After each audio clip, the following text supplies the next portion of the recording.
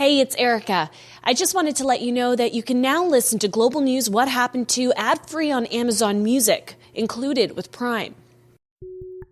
TikTok is one of the most popular applications on the planet. But in recent months, it's been drawing criticism. Increasingly, the U.S. and its allies view TikTok as a security threat.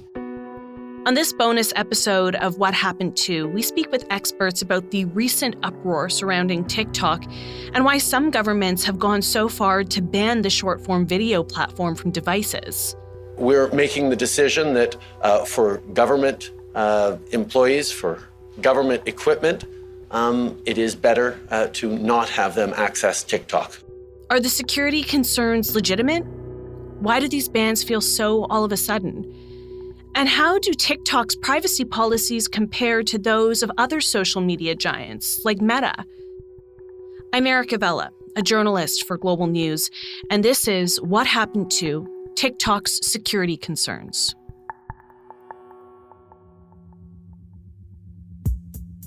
In September 2021, TikTok said more than 1 billion people around the world were using the app each month. That included over 150 million Americans and millions of Canadians. Brett Carraway is a professor of media economics at the University of Toronto, and he said the short-form video app grew because of something called the network effect. The platform becomes more and more useful the more and more users it has. Like if you had a telephone and it only could call one person, it wouldn't be very useful. But as more and more people join the telephone network, your telephone itself becomes more useful. Despite its rapid growth, the platform made headlines in February 2023 for a different reason. Canada's federal privacy watchdog has launched a joint investigation with 3 provinces into the social media giant TikTok. The Privacy Commissioner of Canada, along with authorities in BC, Alberta, and Quebec, will look into the collection, use, and disclosure of personal information by TikTok, which is owned by a Chinese parent company called ByteDance. Critics warn the Chinese government could access user data, such as browsing history and location. I think the concerns are sort of twofold. It does all kind of tie back to the ownership structure. ByteDance is like many Chinese firms. The Chinese Communist Party has some sort of representation within the company. ByteDance is a Chinese internet technology company and TikTok's parent company. It's based in Beijing. It has an internal committee that is essentially an arm of the Chinese Communist Party.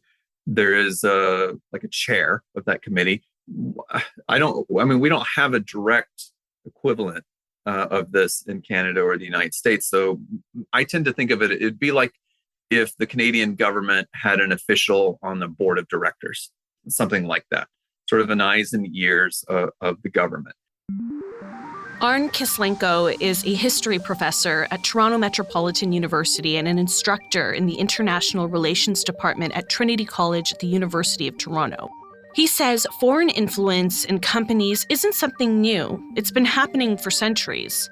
The Americans do it, the British have done it, the French have done it. In effect, there's nothing new about the idea of a foreign entity, a government in this case, trying to use any and all means to influence a target population, not just to spy on them, that's quite another matter, but to influence them in terms of public opinion. The old days, you used to go after principal political leaders, journalists, people that can affect the nation and a people's point of view. Where this is quite new is, of course, the type of technology that's being used. It's open to anybody. It's invasive. Like you said, I don't even want to guess how many people using TikTok. And of course, the vast majority of them are entirely unaware, and I would argue probably don't care where the end user of this medium is. And that's where this becomes a very pressing, more modern issue. The end user is very likely the People's Republic. And we say that because the nature of the arrangement that ByteDance has is a Chinese-based company. Arne says the concern lies with TikTok's ownership and how user data will be harvested and what they will do with it. The tracing of individuals' private rights, amongst other things, and all their identity. And the potential target of that, if not the actual target of that, is the misuse of that data, that data being used in ways that aren't consensual. with the end user, and potentially, of course, influencing the opinion of those users innocuously, subconsciously, unknowingly towards the People's Republic. He said there have been instances of alleged Chinese foreign interference that have created a heightened sensitivity around it. Been engaged in international industrial economic espionage for many decades. And it is, of course, also known to have established foreign entities, which means to infiltrate diasporic populations with the so-called police stations that everybody's talking about in places like Toronto, potentially, where they use Chinese diasporic populations to monitor populations that they don't like. Those suggestions, I think, are quite real, and we have evidence of this. Now, this is not in any way to suggest that everybody who comes from China or is Chinese is up to no good. That's ridiculous. That would be extremism. That's your xenophobia, your racism, frankly, your stupidity. If you're a major power and you have that potential, chances are you're going to try to use it, if for no other reason than to monitor your own population at home, your own population abroad, and sort of keep an eye on dissidents, as it were, the unlikables from your point of view.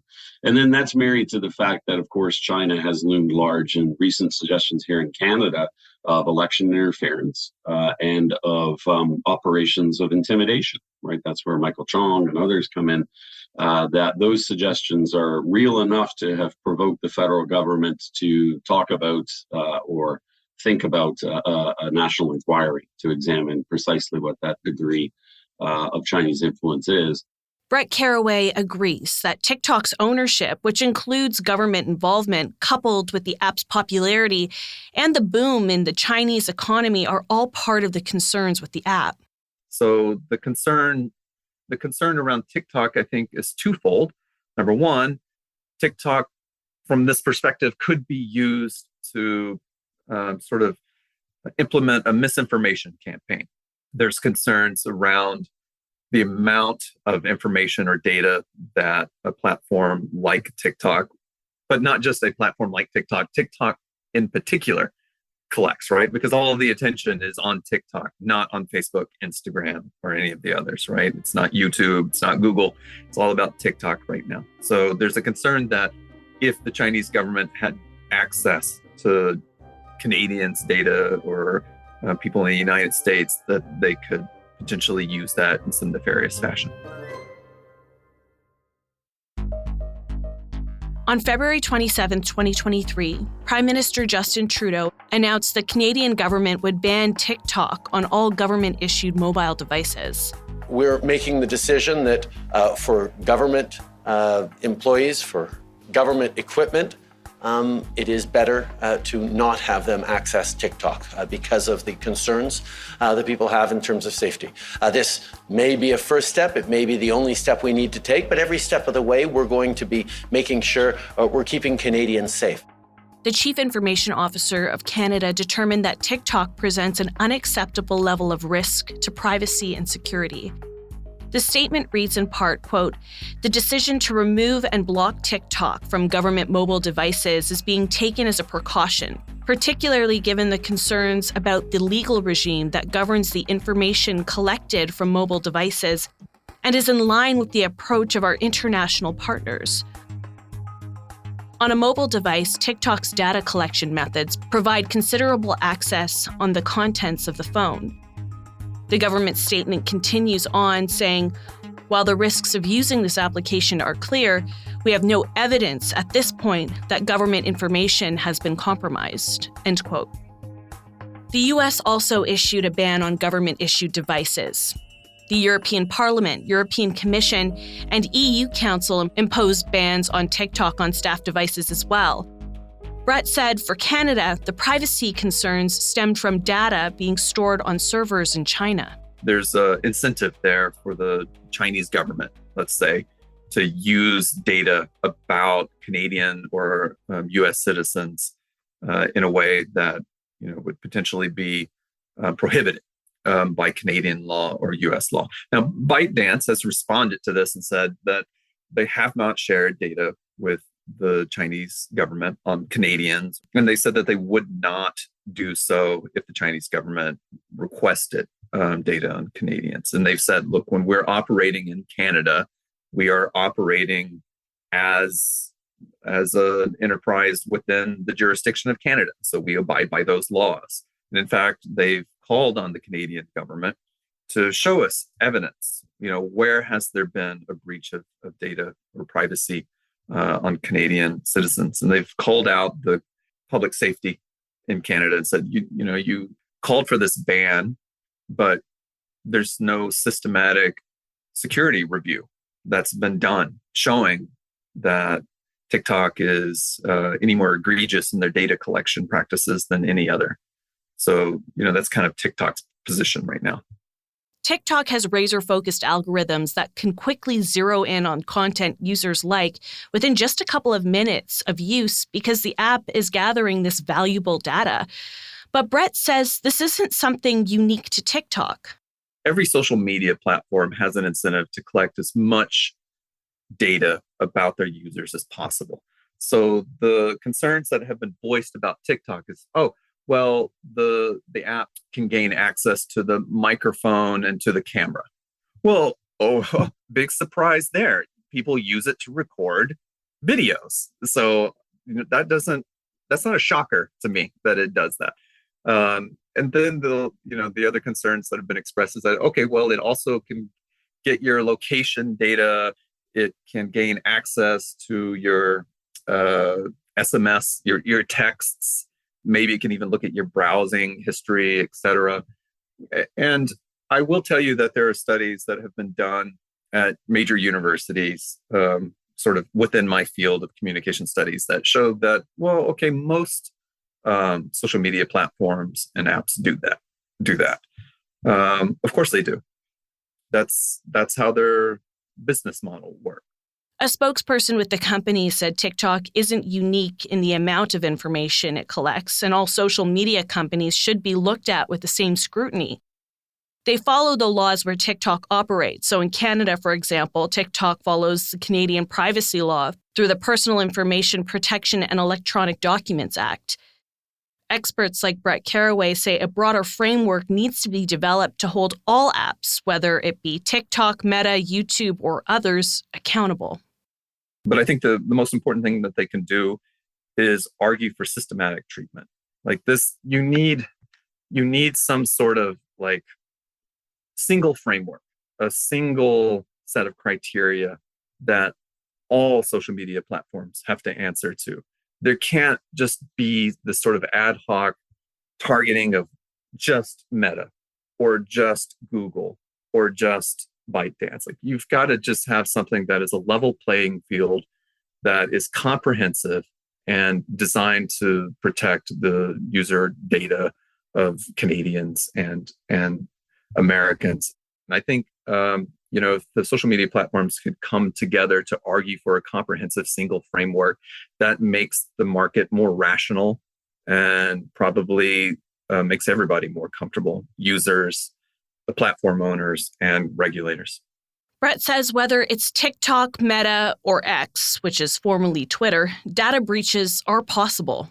If you want to talk about protecting user privacy, you have to talk about it in a systematic way, not picking out one platform. That's not going to protect Canadian social media users. It's not upholding privacy if you're going to do this on a piecemeal basis and target one foreign-owned company because of a sort of geopolitical situation. These are leaky platforms, and the platforms, when it's in their own best interest to breach user privacy, they'll do so. When a state government leans on them and says, you need to give us access, they fold. This isn't specific to TikTok. Brett says the U.S. has been leading the charge against TikTok, with Canada following suit. First came the announcement from the federal government, followed by states, provinces, and municipalities. In fact, Montana took it one step further and became the first state in the U.S. to impose a complete ban on TikTok. It's scheduled to take effect January 1st, 2024. TikTok's CEO called the move unconstitutional and filed a federal lawsuit against it. And there were reports TikTok faced calls from U.S. officials to divest its Chinese-owned parent company as the U.S. government considers a bill looking at banning TikTok altogether. Cathy McMorris Rodgers, the Republican chair of the House Energy and Commerce Committee, said, TikTok is a weapon by the Chinese Communist Party to spy on you, manipulate what you see, and exploit for future generations. Brett Caraway says in the U.S., few things bridge the gap between party lines, unless it's around TikTok. Right now, this is one of the few things in an incredibly politically polarized landscape where you can actually get sort of a bipartisan agreement between Democrats and Republicans, that there's a growing concern around Chinese influence across the globe, and we need to do something to curtail that. And like I said, a focus on TikTok is just one part of that broader program. In late March, TikTok CEO Xiaozi Chu testified before Congress and faced tough questions from lawmakers. Has ByteDance spied on American citizens? I don't think that spying is the right way to describe it. We do not promote or remove content at the request of the Chinese government. After his testimony, Chu released this video on TikTok. A lot was said at the hearing, but I hope you heard the message, the important message, that it is our responsibility to protect more than 150 million Americans who love and use our platform. Now, this is why I'm making the following commitments to you. Number one, we will continue to keep safety, especially for teenagers, a top priority. Second, we will continue to protect your data from unauthorized foreign access. Now, in the US, American data will be stored on American soil by an American company overseen by American personnel. Third, we will ensure that TikTok remains a platform for free expression and that it cannot be manipulated by any government. And fourth, we will be transparent and give access to third-party independent monitors to keep us accountable for our commitments. Thanks for joining us on this special episode of Global News What Happened To. Global News What Happened To is written and produced by me, Erica Vela, with producer Dila Velezquez. Our audio producers are Rosalind Kafour and Rob Johnson. Also, a special thanks goes to Drew Hasselback, supervising national online journalist for Global News. Let us know what you thought of this episode, and please share it with a friend. It will help us grow the show and bring you more incredible stories. You can also help us out by giving us a 5-star review on Apple Podcasts or wherever you listen. You can also reach out to me personally. We are always looking for stories, so if there's a new story you want us to revisit, you can email me at erica.vela@globalnews.ca. Thanks so much, and we'll see you next time.